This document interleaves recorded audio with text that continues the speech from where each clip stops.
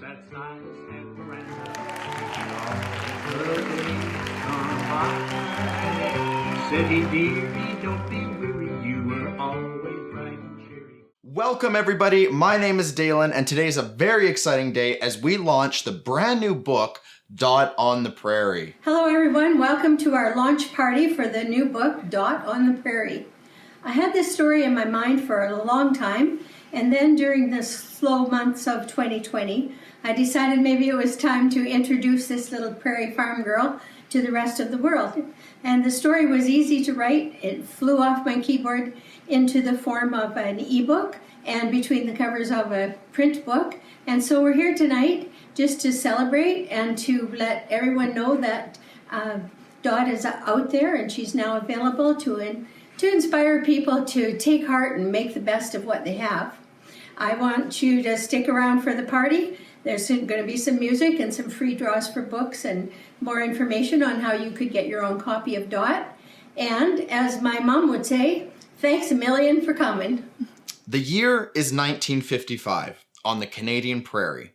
10-year-old Dot Cleaver copes with the loss of her mother, her silent father, and her many unanswered questions. The teacher of her one-room school and a mail-order housekeeper step up to offer hope as Dot makes her way through the cold Saskatchewan winter. This girl's outstanding courage and determination will inspire you. You'll fall in love with Dot on the first page. So you've just met the author, Charlotte Evelyn Sloan. She says, "I currently live with my daughters on the edge of an Albertan town. The sun rises over a farmer's field every morning, and I listen to the coyotes howling in the night. I champion the long-standing kindness and resilience of the prairie people, and I am proud to be numbered among them. I have lived in all 4 western provinces of Canada and overseas, but Saskatchewan will always be my home sweet home." So we're gonna have a little bit of fun with a party game to help us get acquainted with Dot and her world in the 50s. You'll get a taste of her story as we go. So this is a pop quiz, so please write down numbers 1 to 4 on a piece of paper. You can later email your answers in to enter the draw. Well, we can't talk about farms in Saskatchewan in the 1950s without mentioning horses. They were a big part of life back then, and Dot and her brothers went to school by horse and buggy. And so we have Shelley here now reading to us from the very first page of the book. The day everything changed forever. June 1955. Will saw the police car first, parked on the side of the road.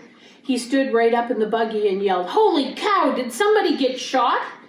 Roy eased Queenie past the black and white vehicle and slapped the leather lines as she picked up the pace towards our house. We had never seen a cop car on our road before, and we sure weren't expecting anything unusual as we made our way home from school. Nick and I were riding in the back with our legs swinging over the edge while our 2 older brothers, Roy and Will, had the best view from the buggy seat. At the house, we saw more cars and people in the yard. "Whoa, Queenie." Roy pulled back on the lines, and our neighbor, Mr. Fisk, stepped up without a word to take the horse's bridle. He unhooked her from the buggy shafts and led her towards the water trough. Right away, Dad came along with Aunt Hazel, and they took us into the house. I didn't see Mom anywhere, or little Mac. Aunt Hazel hardly ever came to visit, as they lived in the city about 30 miles away, and I wondered, why is she here, and where's Mom?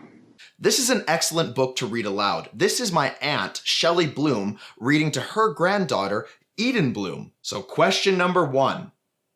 What is the name of your all-time favorite horse? It can be past or present.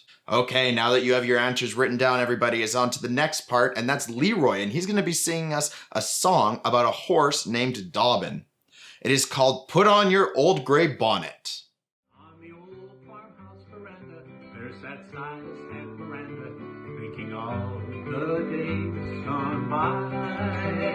Said he, dearie, don't be weary, you were always bright and cheery, but a tear appeared in your eye. Said she, they're tears of gladness, silence, they're not tears of sadness. It's 50 years today since we were wed. Then the old man's dim eyes her own heart enlightened as he turned to her and said, put on your old gray bonnet with the blue ribbons on it. We'll hitch old Dobbin to the shade. Through the fields of clover we'll drive up to Dover on our golden wedding day. It was in the same old bonnet with the same blue ribbons on it, in the old shade by his side, that he drove her up to Dover through the same old fields of clover to become his happy bride. The birds were sweetly singing and the same old bells were ringing as they passed the quaint old church where they were wed. And that night when stars were gleaming, the old couple lay there dreaming of the words he said. Put on your old gray bonnet with the blue ribbons on it. We'll hitch old Dobbin to the shade, and through the fields of clover we'll drive up to Dover on our golden wedding day. Of course, there has to be a blizzard in any story about Saskatchewan, and so Kent is going to read to us from Dot on the Prairie about the famous 1955 blizzard in Saskatchewan. So as the storm howled and whistled around the corners of the house outside, we were snug inside and hoped the animals were surviving where they were. Dad turned on the radio. The reception was poor. Probably the wind was playing havoc with the aerial pole, the corner of the house. From what we could hear of it, the announcer from our closest radio station in the city where Aunt Hazel lived was sending out warnings. If you are safe and warm, stay where you are. Do not go on the roads. This storm is vicious. Throughout the day, they announced the frigid temperatures, the amount of snow coming down in record time, and over the same warning. Stay where you are. Stay safe. There is zero visibility. So for number 2, write down the coldest temperature that you have ever experienced. So as we wander back to Saskatchewan with Dot, we think of music from that era. A favorite radio program in the 50s was called Let's Go West, featuring country hit songs. Here's John singing one of his own songs. Stars shine above in their place, lighting the love on your face. The moon smiles its glimmer of gold. You are the one I hold.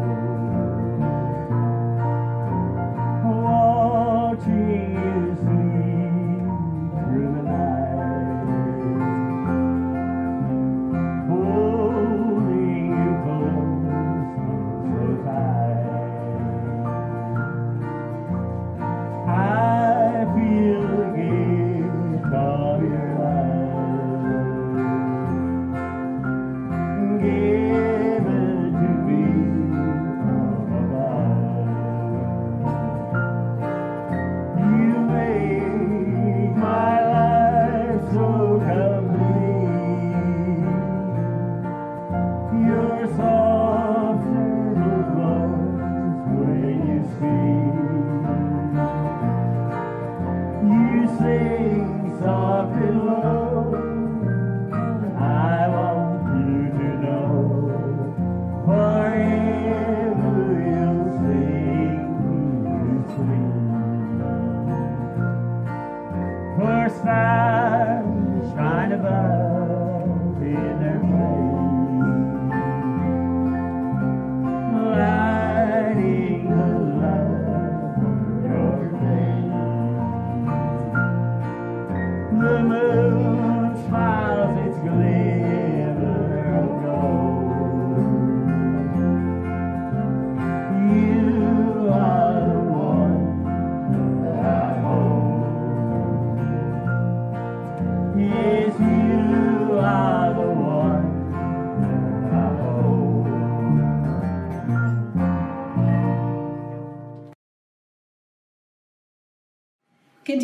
on with our pop quiz. Are you ready? Dot loved her one-room school. And we have Trudy, who's going to read to us, and she was a teacher of a one-room school. Signs of autumn. Our school day started when the bell rang at 9 in the morning. First, we stood beside our desks and repeated the Lord's Prayer. Miss Locken had printed a poem on the blackboard, which we read in unison each morning to help us memorize it. It was a well-chosen poem called September, and was all about summer being over and autumn's arrival. She made sure we knew the name of the poet who wrote it, Helen Hunt Jackson. By the second time I read it, I'd learned the first 4 lines by heart. The goldenrod is yellow, the corn is turning brown. The trees in apple orchards with fruit are bending down. Of course, we didn't have any apple orchards in our area. There were a few scraggly old crabapple trees in some yards, but the apples were sour and small. I liked the sound of the September poem, the sing-song way the words went together, and I memorized it as quickly as the older students. I decided grade 5 was going to be A-OK. Okay, guys, it is now on to number 3. So on that third one, you're going to write down the name of your favorite poem.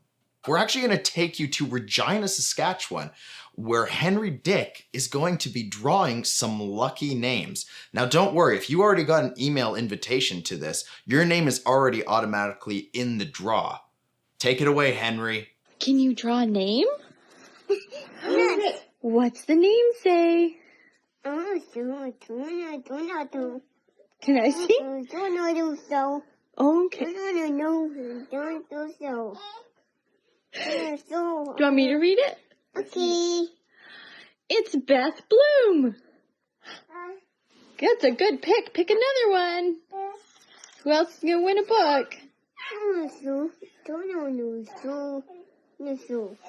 Okay. Juanita Waugh.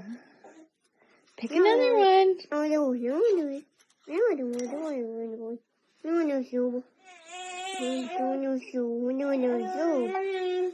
Who's that one? Let's see. Lindsay. One more. Who gets the last one? You picked the last one. Nut. What does that one say? Nut. Should we open it? What does it say? Oh, Michelle Blake. Good job, buddy. Can you say bye? Bye. Good job. So congratulations to all of our lucky winners. And I'm going to read out loud the names. So, number 1, we have Bethany Bloom. Congratulations, Beth. Juanita Waugh, Lindsay Pellichet, and Michelle Blake. Congratulations, everyone that has won a free copy of Dot on the Prairie. So just a side note to the winners. Please email dotontheprairie@gmail.com so we can get your mailing address and send you your book. And in case you guys are wondering about the whimsical painting on the book cover, it's called Cupboard Door Art. Here is the original. Sunny, my mom, not only paints her cupboard doors, but she also paints a lot of fun into every single day. The next reading is about the new year, and Sharon's going to tell us all about it. As I expected, Miss Locken had some plans for the new school year. She had printed Happy New Year on the blackboard, as well as a poem for the month. It was another by Helen Hunt Jackson, called New Year's Morning. I learned it by heart before the day was over. The last verse was my favorite. I loved how the words went together. Only a night from old to new, only a sleep from night to morn. The new is but the old come true. Each sunrise sees a new year born. Somehow, even though Liz was gone, I had a little seed of hope in my heart that this new year was going to be special. Last year was all about losing Mum, and 1956 felt like a fresh start with promise for better things ahead. We've just come through these strange and unexpected events of the year 2020. And I think what I came through it realizing that with all those restrictions, what really matters to me are people. I love people, and Dot and I have such an amazing team behind us, my family, my friends. Now we have you, the friends of Dot, and that's just what is really important to me and what I'm taking into the new year. And so for number 4 on your pop quiz, it's the last one, just write down in one word or two what you are personally taking into the new year. Everybody, please send in your pop quiz answers to dotontheprairie@gmail.com, as we will be making some more draws for free books. Most of all, we'd love to hear from you guys. Thanks for coming to our launch party tonight. On the links below, you'll see our website and Facebook page, which we're going to update regularly. And I hope that you'll write to me. My email address is dotontheprairie@gmail.com. And if you write to me, I will be sure to answer. All right, everybody. Sadly, we've come to the end of our presentation, but we're going to end it off with something nice. We're going to end it off with a song called Count Your Blessings, in keeping with Dot's upbeat attitude. It's a great theme song for the new year.